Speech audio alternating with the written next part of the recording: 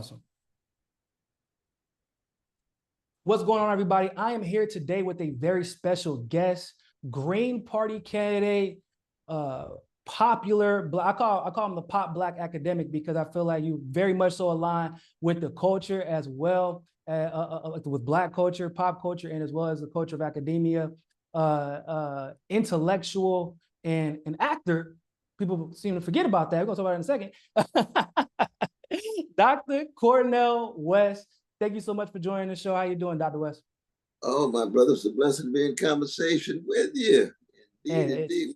Reflecting about those years in Fayetteville, North Carolina.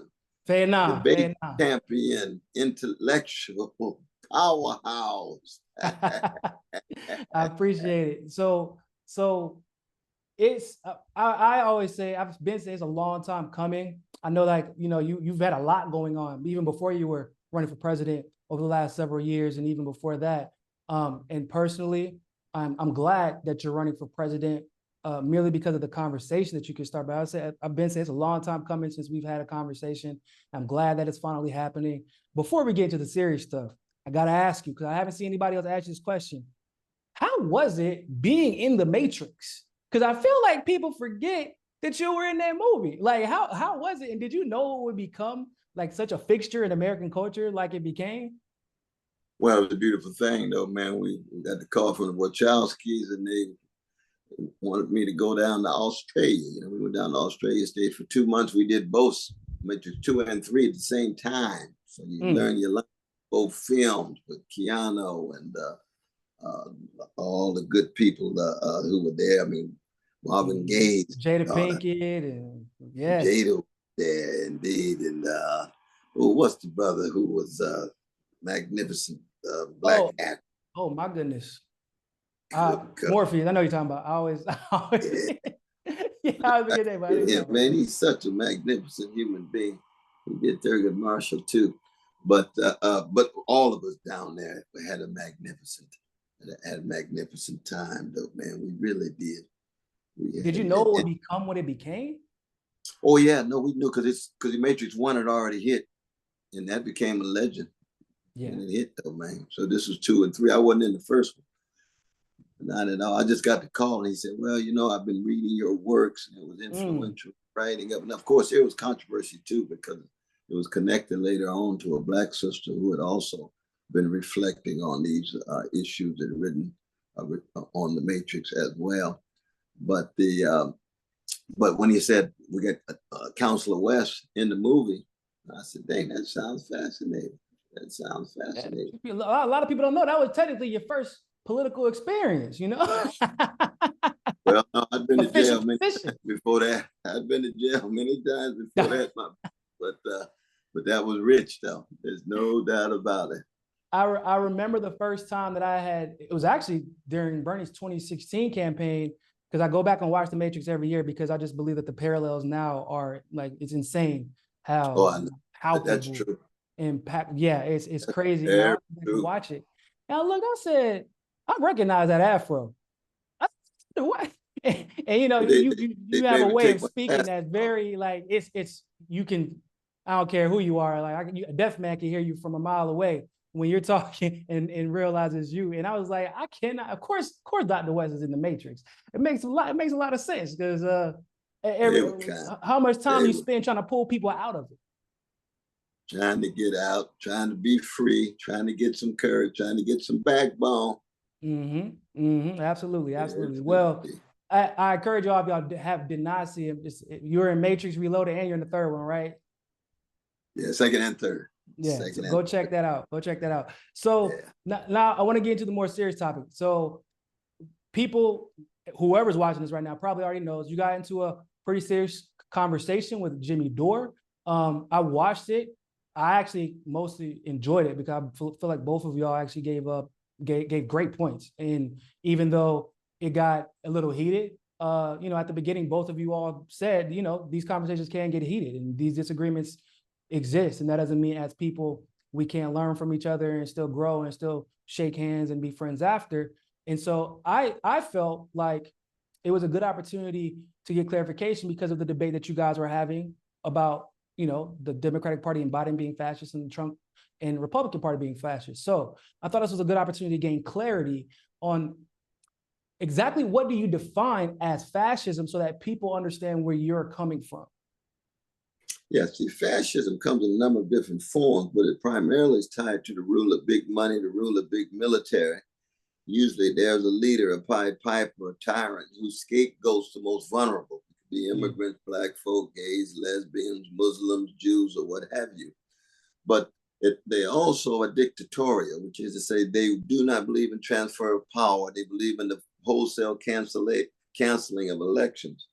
Or if there are elections, those elections themselves provide no kind of choice whatsoever.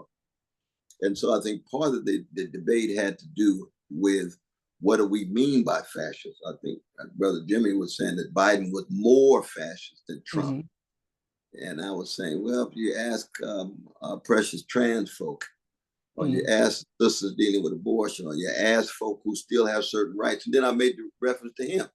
I said, well, your show under wholesale American fascism would never be permitted. Such things are true, and very much so. And at the same time, you know, if you ask the Uhuru 3 or the Pendleton 2, that they're being treated in the fascist way under Biden. So I was just trying to show the ways in which there's both overlap and then the ways in which there's difference. Comparative analysis, basically. But part of the real issue, and this is where I think there was a level of, still for me, was disrespect in terms of, you know, saying, well, yeah, you ought to, who are your advisors? Can you listen? He is your coach, like he's some kind of, elder I got to defer to. I said, no, brother, I'm a free Black man. And I ain't going to ask for your permission to shift from economic issues to talk about white supremacy, to talk about police brutality, police murder. When's the last time you focused on police murder? What are the ways in which you talk about Tucker Carlson himself, complicitous too often to justifying police attacks in terms of when you talk about George Floyd, what's the first thing they talk about? Well, he had a record. Like, that ain't the point, Tucker. That's true. That That's ain't very the point. True. So you put as much Jimmy credit Dore as you can give to Tucker Carlson for covering some issues, well, like generally foreign policy is good. You do still have to hold him accountable where he needs to be held accountable on social justice issues and pandering, because that's really what it is. I'm not even sure if Tucker even believes half the stuff he says, but he panders to an audience that does believe it. And that is problematic, and it should be called. But it spills over to Brother Jimmy Dore too, because Jimmy Dore elevates Tucker without a critique of white supremacy. And when you don't have a critique of white supremacy strong, they say identity politics. I ain't in identity politics. I'm as class man as Dore. Yeah. And to be honest, knowing Jimmy like I do, he wouldn't like it if you were like, oh, I'm gonna coach you on this, or I'm gonna educate you on this. Because Jimmy, like you said in the interview, Jimmy, you're a free man. Nobody's pulling your string. So knowing Jimmy like that, the choice of words probably could have been better. I agree. Well, it's not just words though, brother. It's tone and spirit and attitude. I'll tell you what I actually talked to him, and I told him, I said, a critique that I and many would have is that, for example, the energy for RFK Jr. on issues you disagree with him was not the same that you had with Dr. West. No, that's a good. See, I didn't see his interview with Brother RFK Jr. Yeah, because I have my criticism of RFK Jr. too, even though I do believe that he's probably the best representative of the Democratic Party right now. But on the issue of Israel and Palestine, I mean, work to do it would be very, very generous. He's horrible on the issue, and for me, that's a huge issue. And that's a huge issue for Jimmy too. Jimmy covers all the time. He has on Max Blumenthal, Aaron Mate, and all the major voices on that issue. And the energy wasn't the same. And so now I believe that garners, rightfully so, a conversation about the perception of who we're interviewing and why we're treating them that way. Right? Like, I'm gonna have a greater bias for you because I like your work in the Black community, specifically in academia and activism. I hold in high regard, probably because I'm Black, right? And well, it shouldn't be just because you're Black, though, brother. It's not just because I'm Black. Exactly. You got a moral concern about Black people catching hell. Yeah. There's a whole lot of white folk who got a moral concern about Black people catching hell. Yeah. No, but I'm saying, like, I have to be aware of my potential bias. And right, that's right. That's That's like, right. I have to have the self-awareness and, okay, no, yes, that Cornel West might be one of my heroes, but as a journalist, I have to carry myself a certain way and keep the same energy that I would have with an RFK Jr. or if I'm interviewing Bernie. It needs to be the same across the board. You But know? in your view, my brother, why do you think that Brother Jimmy had such a different attitude, spirit, and tone to me vis-a-vis RFK Jr.? So it could be because of audience, maybe because of Kennedy being royalty. It could be an implicit racial bias where he believes that RFK Jr. is like, he can't step on his toes because of who he is in the grand scheme of the world, and the fact that they may agree more on some class and social justice issues than, even though I'm not even sure that's actually quite true, which is funny, but he might perceive it that way. So there could be implicit racial bias that Jimmy may not be aware of. Like, that's very real. That doesn't, I've told people, that doesn't mean he's racist. Because I know Jimmy's heart. I'm friends with Jimmy. Jimmy's an amazing guy, actually. And at a time where people were silencing me and trying to ignore me when I was the co-founder of the DNC Fraud lawsuit, in case you didn't know, because I was trying to hold people accountable. People didn't want to give me credit because of me, my age, and the fact that I had a lot of expertise at a young age. My race, the expertise at that age, and the fact that I was Black. It was me, and at the time, Tim Black, and there was no one else in the space, and no one to give me credit. And when Jimmy found that out, he brought me on to make sure I got the credit for it. So I know like where his heart is, but that doesn't mean we don't have our biases, and that doesn't mean we don't have our blind spots. Right. So that's fair. I think that's fair. That's fair. Yeah, I think but it raises a question also of what kinds of priorities one has when one speaks to people. See, somebody like RFK Jr., that he's tied to a rotten Democratic Party that Brother Jimmy's been trashing for the last zilch number of years. And he can still treat RFK Jr. better than he could treat a Black man who's trying to make a third party run by doing telling what he me says he wants. Yeah, a loser. Hey, man, that's disgraceful, man. Yeah, that's disrespectful. It is by Jimmy's definition. I'm glad he treated you nicely, because that's cool. But I must say, not just from my point of view, but from my people who saw it, it was like, hey, man, this cat is dead up, disrespectful, and disgraceful. Who do you think he is? Now, I didn't say that. I didn't say that to him, but that's what people are telling me. Yeah, saying, hey, we're gonna give him a chance and give a sense of who he is, because they didn't really know him too much. But when they saw it, they said, oh, Lord have mercy. We just got another white brother that can't treat a Black man with respect. And a lot of his fans felt like that, right? So it wasn't. Well, I haven't followed the follow-up. And it's my, I keep I hear on the grapevine, you know what I'm saying? I gotta right. Yeah. So and I genuinely want to know how people, because I'm not like one of the type to fan the flames on people who are good acquaintances or even friends, and mostly disagree from listening to you separately. Like I just from my own personal experiences, I know that we are all limited by our experiences, regardless of whether or not people want to admit that. And so when you say like his priorities, my perception is, because I know Jimmy's priorities lie in his personal experiences. And he kind of wears that on his sleeve. Like, he's never really been shy about that. And so I think personally that was, so you got to remember, when Jimmy would defend you or defend RFK Jr., he was being called a Trump supporter. Like that, like this has been a consistent thing. I know you don't always watch a show, but that's been happening. And I assume gets very defensive if anyone insinuates that to just like how you get called a Trump supporter just by running in the Green Party by neoliberals. That's right. And so I feel like he got defensive because one of his heroes, because like despite what he might have sounded like on the interview, based off of the things I've heard him say about you, he considers you probably be one of his political heroes. And so if he feels like that's being insinuated by something that may be being in his mind misperceived by you, like something that he's saying that might be being misperceived, then he gets on the defensive because of his personal experiences. And so I think that we all are just so limited by our experiences, and we're in such sensitive times. We don't want to be misunderstood. Everybody wants to be understood, right? Especially by people that you have great admiration for.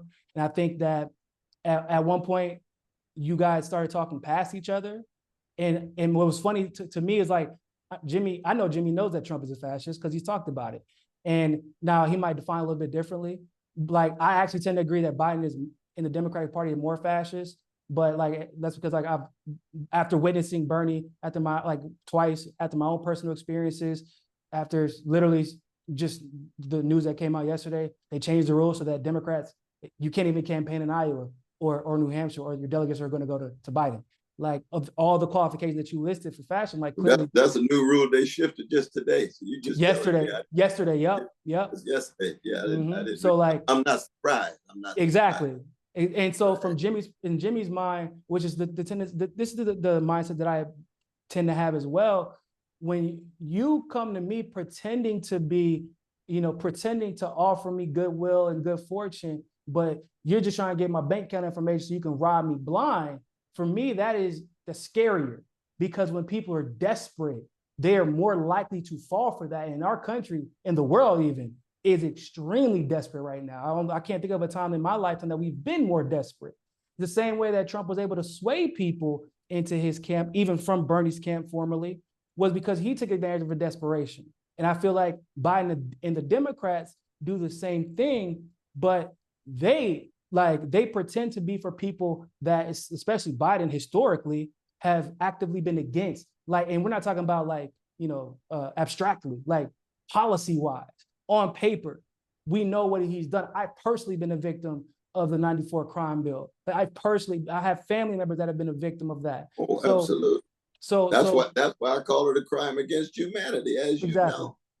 Definitely. But you remember the great Glenn Ford, though, man. Yes. I think it's important to go back to him, that he was my close brother.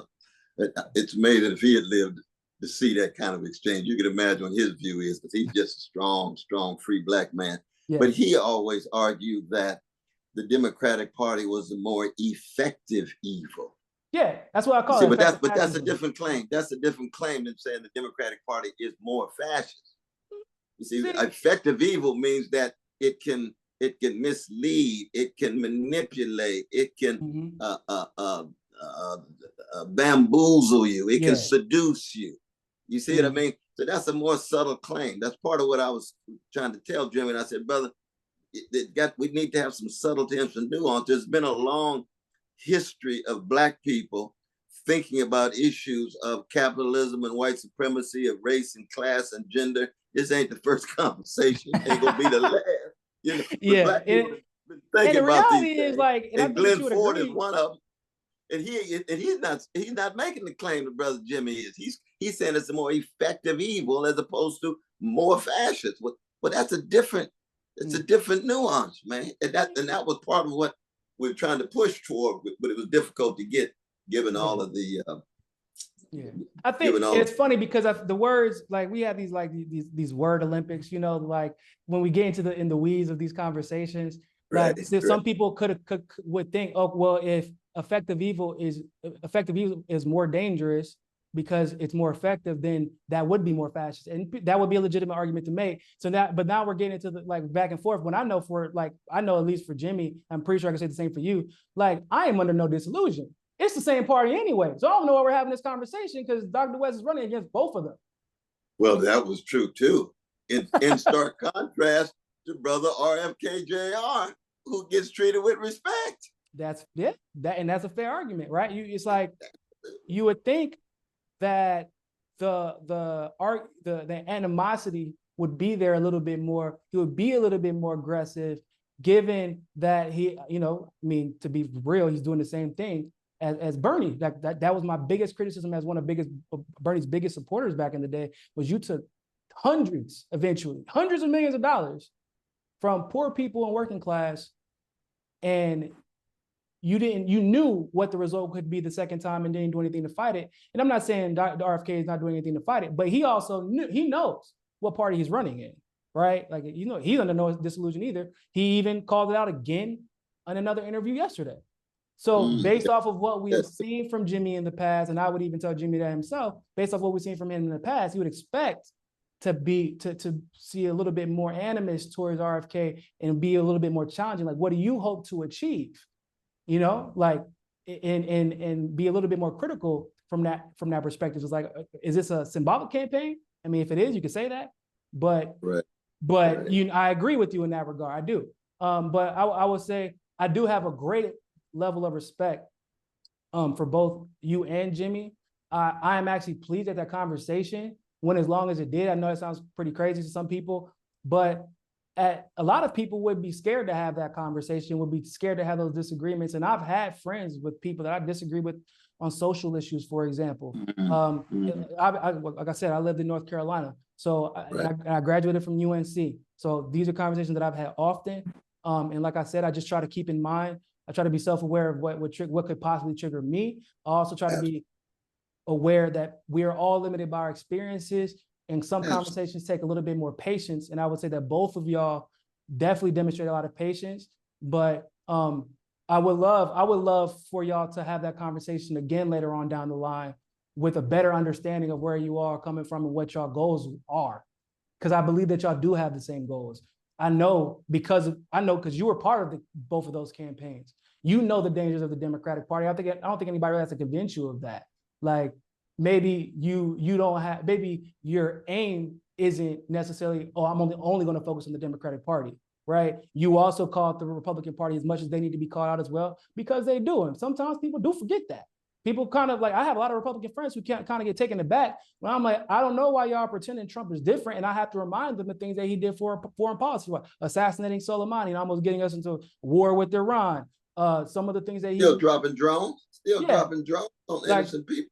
Everybody keeps talking about, oh, well, we have this problem at the border. And I say, well, maybe you should stay the hell out their countries and you wouldn't have these problems at the border. You think that people want to up and leave everything they've ever known for another country that they may get kicked out of or arrested in? Only when things get extremely desperate do people make these decisions, right? And we have to be willing to take those lumps, because the truth is the truth, you know. And I would love to see you all have that another conversation later on down the line, because I really believe that y'all have the same goals overall. And it's just the conversation there. I mean, it probably needs to be a conversation prior to going live, but there's a conversation that needs to be had between you all as men, as influencers. And even though Jimmy, kind of like scoffs at the idea, he's more than a comic. And I think that he knows that. And I feel like your reaction actually shows your respect for him. Like you hold him in a higher regard, and maybe you expected a different reaction from that conversation. And I feel like that's just speaks to your respect for him and expectations of him, just like his reaction to some degree speaks to his respect for you.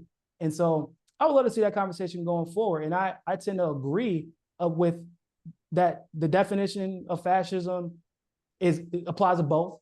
And I feel like as a candidate, that's what you should, like, if you had got up on that debate stage, that's basically what you'd be arguing. Like, we can't trade in one fascism for another fascism. Am I right? Oh, no doubt about that. But see, the issue though, brother, is also that there's a long history in this nation of so-called progressives paying lip service to struggle against white supremacy. Now, they may have helped you out, helped other Black folk out and so forth, but in a serious public debate, the very notion that a Black man has to act as if he apologizes or has to give some rationale of why they speak out against white supremacy when they ought to follow his advice and only talk about economic issues, because economic issues disproportionately affect Black people. Now, that debate has been going on for so long, all the way back to Eugene Debs. That's just, of course, class issues are important. Of course, the critique of capitalism is central. But we ain't got to ask for nobody, let alone a white brother's permission as to whether we fighting to speak against white supremacy. I ain't got time for that. That's a fair argument. If that's where he is, I said, then we live in a different world, brother. I'm just telling you. Yeah, but I can honestly say though that you guys do live in a different world. That's the reality of it. It doesn't have to mean that, but it doesn't have to mean that we cannot be empathetic. That's what I try to have. The conversation I try to have with my white friends is like, I understand I am more passionate about the issues that affect me than you are. I get it. Like, and that's just the way humans are wired. It's just a survival instinct, if you will. But that does not mean that you have to lack sympathy. Because, and there could be overlap. That's why I told them, I said, we'll be in the same demonstrations with the UAW. We'll be in the same demonstrations and rallies when it comes to workers' movements and trade union movements and so forth. Absolutely. But don't reduce my concern about my mama and daddy to some abstract identity politics. Yeah, I don't.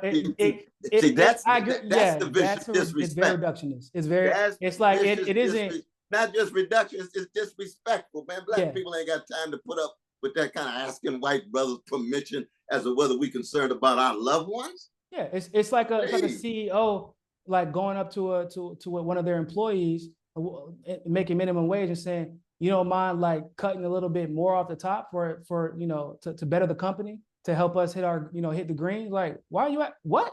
No, why are you asking me that? You know, well, you know, it's the same thing. Like from a class, it's going to alienate the white workers because we got a workers movement. No, yeah, white strictly workers from a need to class come to terms with their racism and sexism and homophobia and transphobia. Oh, there we going into identity politics again. No, identity politics is part of the neoliberal class war against poor and working people. Yes, that exactly. There's a difference. But if you have a class politics, of course you got a vicious critique, strong indictment of white supremacy and male supremacy and so forth and so on. So because we couldn't maneuver the dialogue in that direction, it got real hot and heated because life is short and you don't have time for folk who just downplaying white supremacy in that way. I ain't got time for that. You know what I mean? No. And you know, and I like I said, I agree. We cannot like as a black man in this space, I can't dismiss what I see.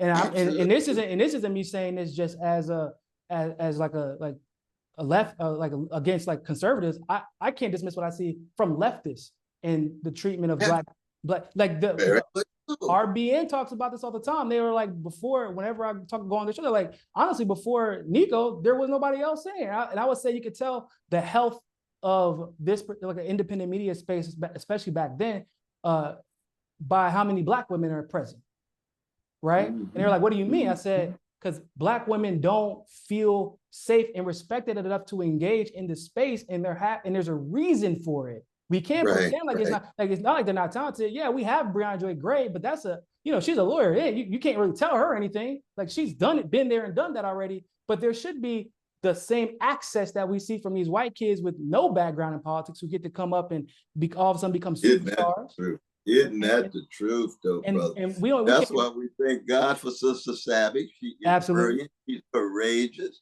She's for real.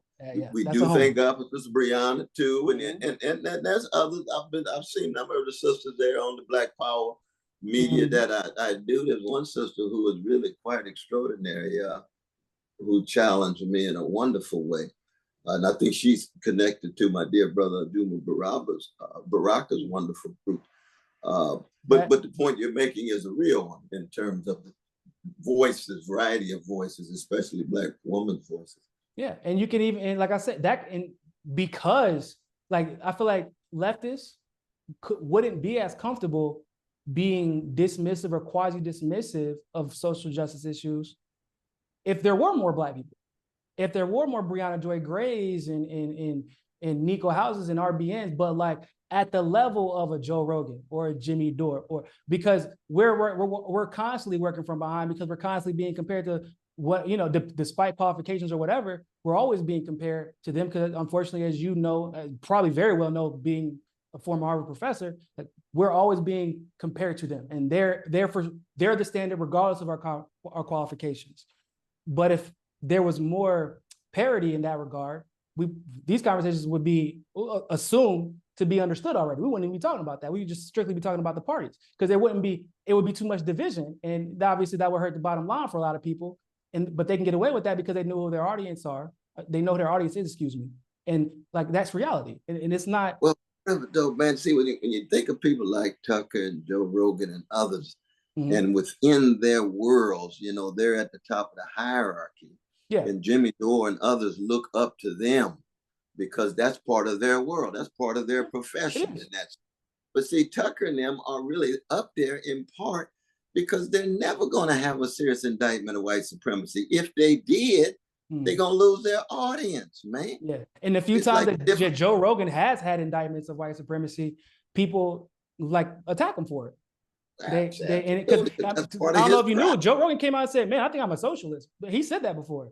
And his audience was like, what? Can't believe it. And like, I listened to him and I was thinking the whole time, I don't understand why people keep calling him conservative. Because the more, like, especially during 2019, 2020, the more I was listening to him, I'm like, this dude sounds like a socialist now. Does he even know that? And he said it once. And I don't say he pivoted, but he didn't say it really again after that. It's probably because of the reaction from the audience who normally listens to him. So he corrected, even if it was subconsciously, he corrected. And that's the world that we live in, is like people know who their audience are. And especially with the algorithms, unfortunately, the algorithms almost force you into a lane. And unfortunately, that lane can be apologetic of white supremacy. Like if we're being tonight, politicians, other commentators, etc. But even being a socialist, though, brother, there's no history in the country of 100 and some years of Americans lynching socialists. Yeah. There's no history of it. Now the communists a little bit different. Well, black socialists, or black communists. You know, but it's more the black, you know, the exactly. You see what I mean? So you just got to be honest about that, because I am a socialist and I have a deep embrace of my communist brothers and sisters when I agree with them. When I disagree, I tell them. But they would be the first to know. They know they live in a country in which the levels of hatred and the use of the violence of the state has been against the Black Panther Party. It's been against the Black revolutionaries. Yeah. Even more intense than it's been the nice little pink socialists. Now, I mean, socialism is still something I respect and what have you, but we have to understand the national context and even the international context. That's why our Pan-Africanist brothers and sisters always got something to teach us, brothers. John Henry Clark and them will be to tell you, look what they did to Malcolm. Well, Malcolm didn't even get to socialism until the last year and a half. Yep. They already trying to crush him like a cockroach. Because he's focusing on white supremacy for the most part. You see what I mean?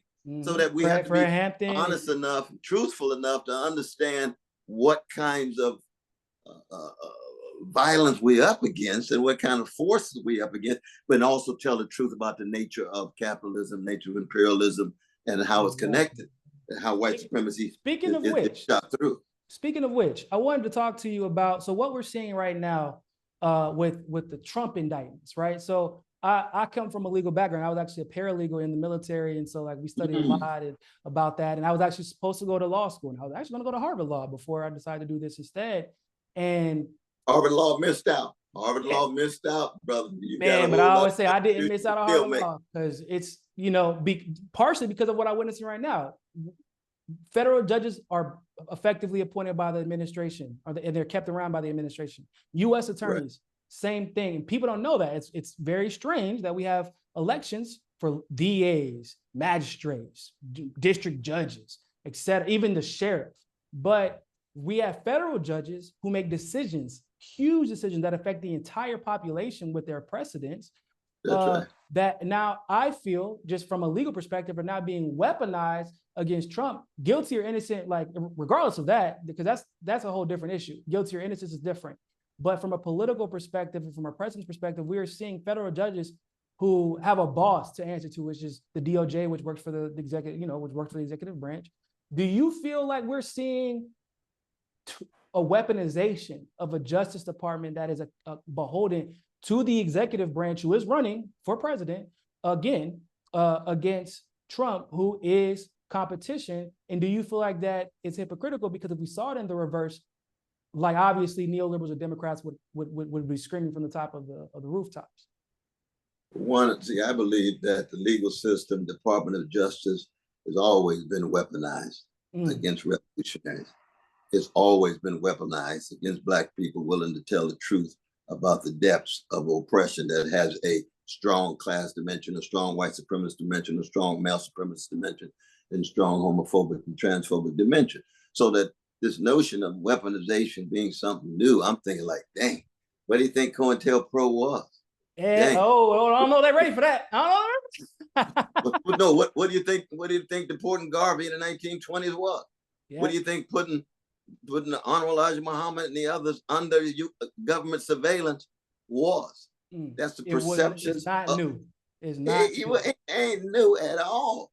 But I tell you this, and I tried to do this with again, brother Jimmy, that I would rather keep the focus on the 61 courageous brothers and sisters who are dealing with the weaponization of the RICO Act as they attempt to shut down Cop City. Yeah, I want to keep the focus much more on Uhuru 3, much more on the Pendleton 2, much more on Mumia Abu-Jamal, much more on Leonard Peltier and others who have had to deal with this weaponization when they wasn't even talking about weaponization. Yeah, there was a lot, and there's a lot of lies, and because I mean, even with the young brother who was shot at the protest camp, and they, you know, the police and the media and the politicians tried to collude and say that he shot first. And first of all, the data wasn't even available for them to say that. And then once it finally did become available, it proved that he didn't have any residue on his hands. So not only could he have not shot first, he didn't shoot at all before he was shot 56 times. Those kind of lies have been told. We got the goon squad right down in Mississippi with Brother Malik and Trent as the lawyers, putting them on trial. They already said guilty. Those goon squads are not just in Mississippi, as I was told when I was down there. They in Memphis, they in Atlanta, they in Chicago, they in New York, man. It's across the board. But from the perspective of a presidential candidate who could have potentially won, I mean, with the way things are going, I know people were down because you're a third party, but I'm like, we don't know what the hell's going to happen. We don't know what things are crazy. Right? We in real time, brother. We in real time. So, but from the perspective of a presidential candidate, do you frown upon the weaponization? Just take the names away. Do you frown upon the weaponization of the DOJ against opponents in the way that we've been seeing? Yes, no, I think that's wrong. Yeah, I think that's wrong. Just on moral ground. Just on moral ground. I want Trump to have a fair trial. Now he didn't want the Central Park Five to have a fair trial because he's a gangster. I try not to be a gangster most of the time during the day. I try to make an effort. I know I got some gangster. Try to keep it buttoned up, you know. You ain't lying. I said, shoot, come on, good God of mine. No, but I agree because one, it sets a horrible precedent going forward. Because what happens if Dr. West becomes president and you challenge the system in any way that is deemed unacceptable by the elites and the establishment, then you finish your term, and then people go after you to make sure it never happens again. Right? And they can say, well, we just did this. It's okay. Right. And then we have a precedent where we have a war criminal in power right now. And no one's seeking to hold him accountable. Right. That's right. And so that's where my biggest issue is as well. It's wrong on principle. You take, I always say, my moral compass is guided by, you just take the names away. Is it right or is it wrong? That's right. But see, that was another part of the dialogue with Brother Jimmy. He was talking about, well, you know, sooner or later, they're going to come at you. What you think they've been dealing with me in the last 35 years, man? Where you been? Where you been, man? But I do think that he was specifically talking about presidency, but I agree, yeah. I say, good God, man, come on, man. Get a grip of reality, the black man for almost 40 years fighting against white supremacy. And sooner or later, they're going to do the same thing. Brother West, oh, please, man. No one understands, no one, and I say this with I have a lot of respect for a lot of my people. I don't give a damn if you're a white man who's been protesting for us and advocating for us your entire life. No one, and I mean absolutely no one, understands what it means to be a black man in this world, specifically in the United States. No one, you will never understand what it's like to be feared when you walk outside, to have somebody literally, while you're in the elevator with them, go to the other side of the elevator. I've had mothers and fathers tell me that I couldn't date their daughters. They loved me before they knew that we were dating. They found out we were dating, and they almost disowned their daughters, right?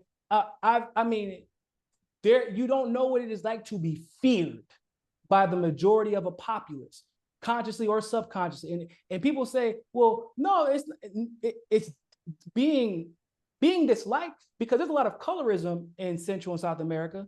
I live in Brazil right now.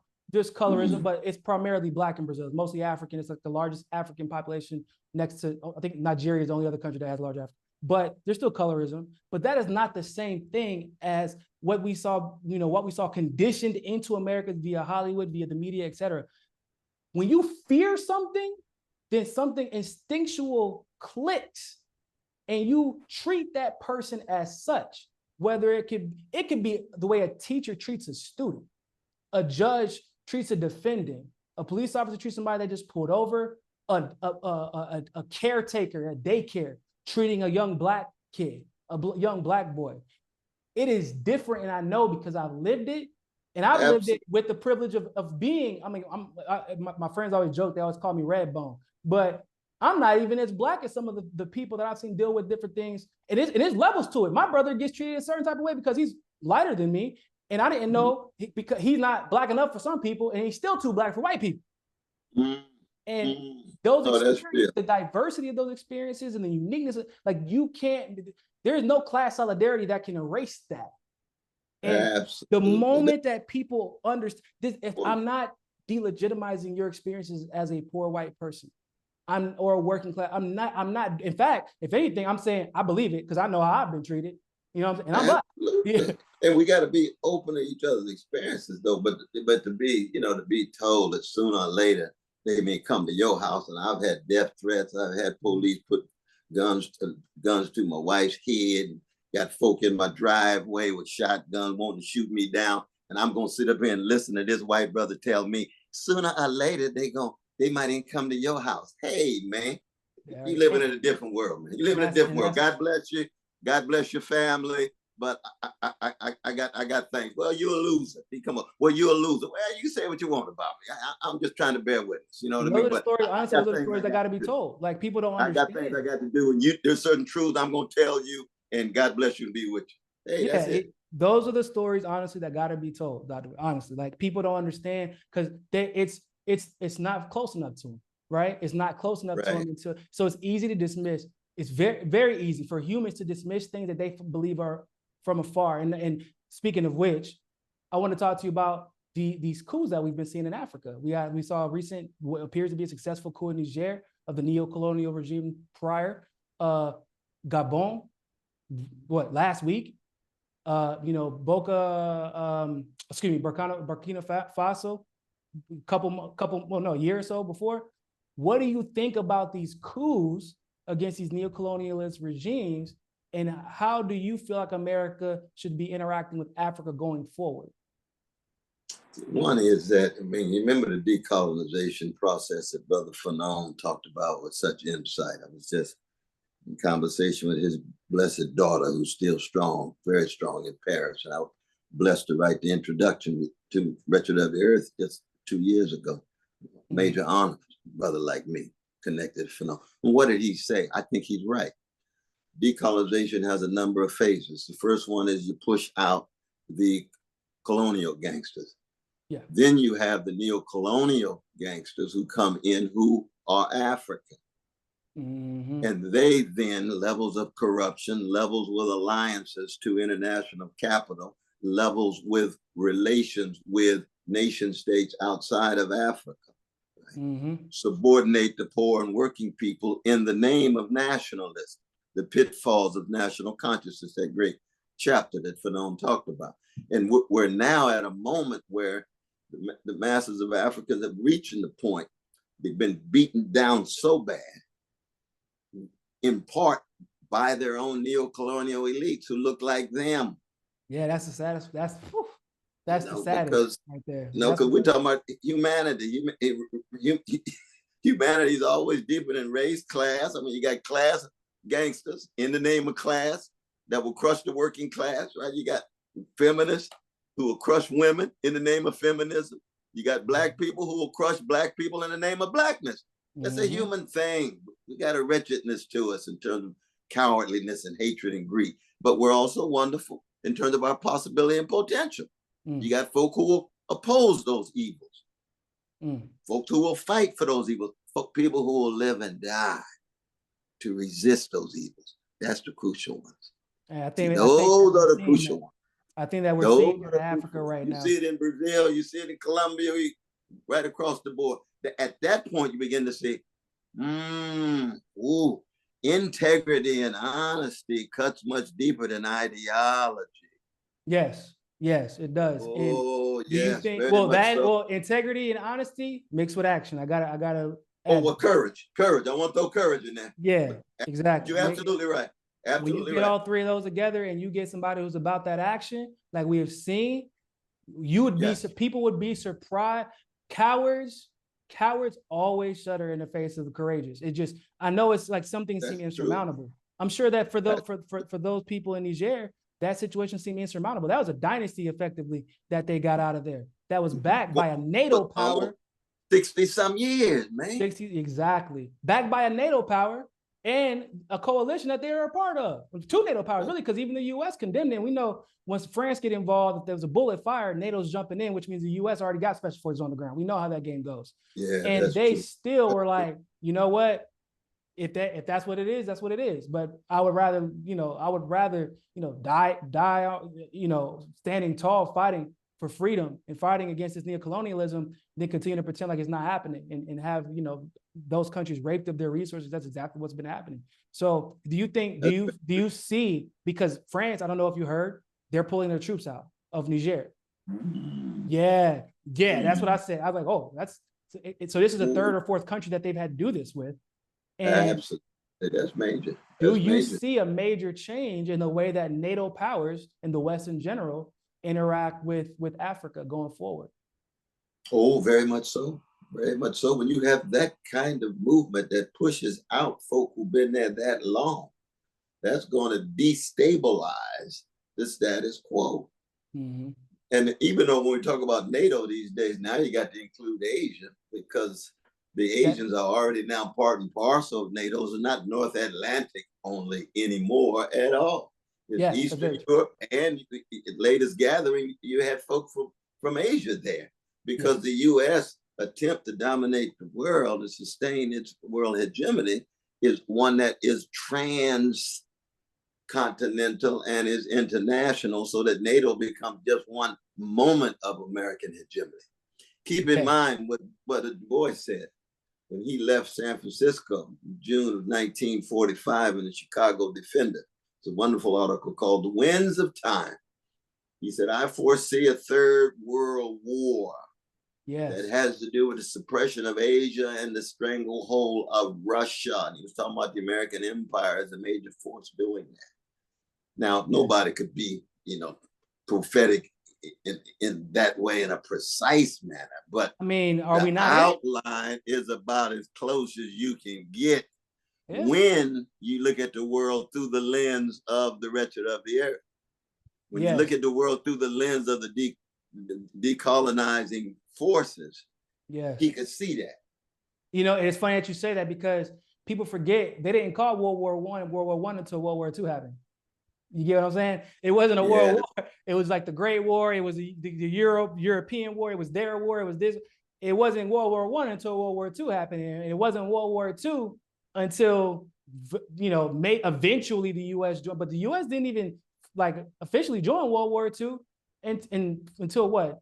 It was almost over, almost 2 years. December 1941 with the attack on Pearl Harbor, but even then, they weren't sending troops. Japanese attack on the Philippines and Hawaii. Yeah, exactly. They weren't even sending troops to Europe. They were sending troops to Africa to protect British colonies back then. So but it wasn't. They didn't think of it as World War II at the time. It never looks like World War until you get a chance to reflect. You get the benefit of hindsight.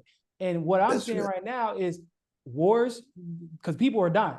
People are dying, and militaries are fighting. We see wars in Eastern Europe. We have troops. The U.S. has troops stationed all over Eastern Europe. We see wars via the intelligence community all over Central and South America, and various coups and things of that nature. War all over Africa. China and the United States and NATO powers are in a soft power war over the economy. Russia is in quite almost both a soft power and a hard power war. I personally believe that Russia is fighting a war against NATO, but they just, in Ukraine, for example, they're just calling it something else, because what happens is, I don't know if you know this, but they have a Ukrainian International Legion where they take seasoned military veterans from NATO powers and they enroll them. So when they get killed under Ukrainian banner as volunteers for Ukraine, not as a soldier of the US, a soldier of France, or a soldier of NATO. They don't even, whenever a US service member dies in Ukraine, the US doesn't report it to the families.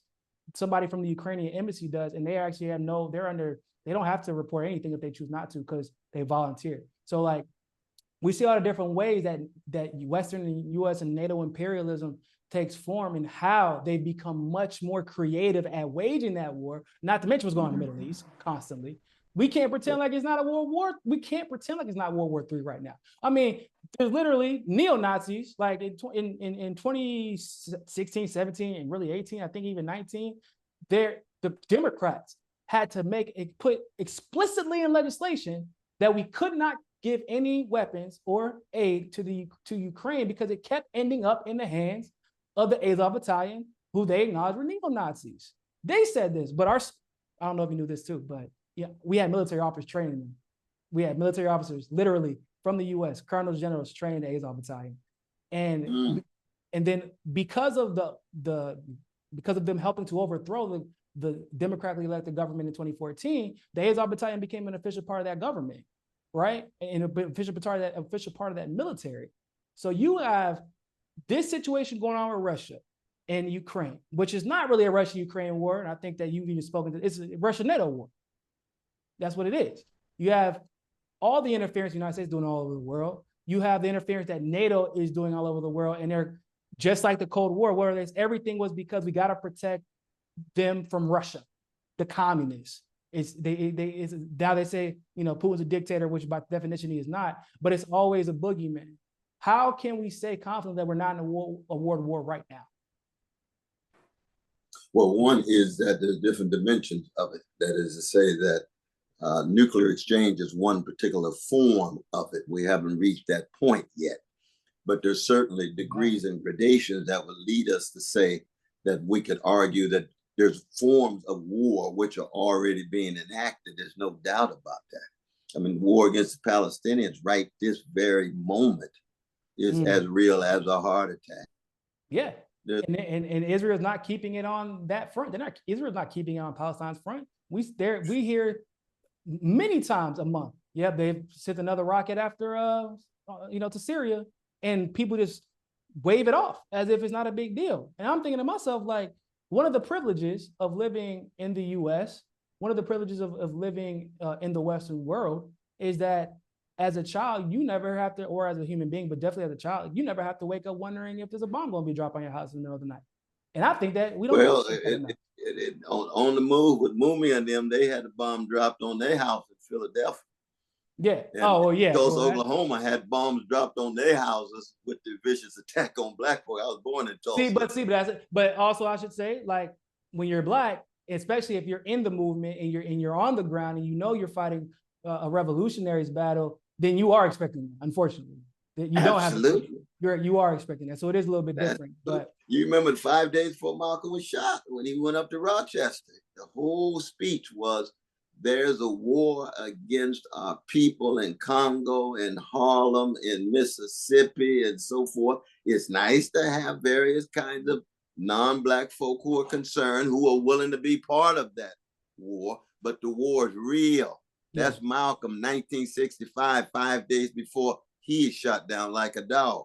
But see, again, when that's your tradition, brother, then, I may not agree with everything Malcolm put forward. I'm a Christian, he's a Muslim. I don't exist without him and his spirit and his tone and his attitude. Why? Because he's got a hatred of white supremacy, a love of Black people and oppressed people. And therefore he's not an ever apologetic about that critique of white supremacy to anybody. But I know I got a 12 o'clock thing, brother. I got another zone. But I hope we got enough, man. This is definitely. I appreciate it. I'm sorry it ran so long. No, I could talk to you for hours, man. But you stay strong in your work, and God bless your loved ones. And I know you're gonna listen to a little Curtis Mayfield and Nina Simone tonight. Hey, look, might have to go ahead and do that. Keep your love warrior spirit, because I'm keeping my love warrior spirit with my brother Coltrane and the others. But I salute you, man. I appreciate it. Thanks for everything you're doing. Thanks for coming on the show. I really appreciate it. No, indeed. You stay strong now. Absolutely. You do the same. All right.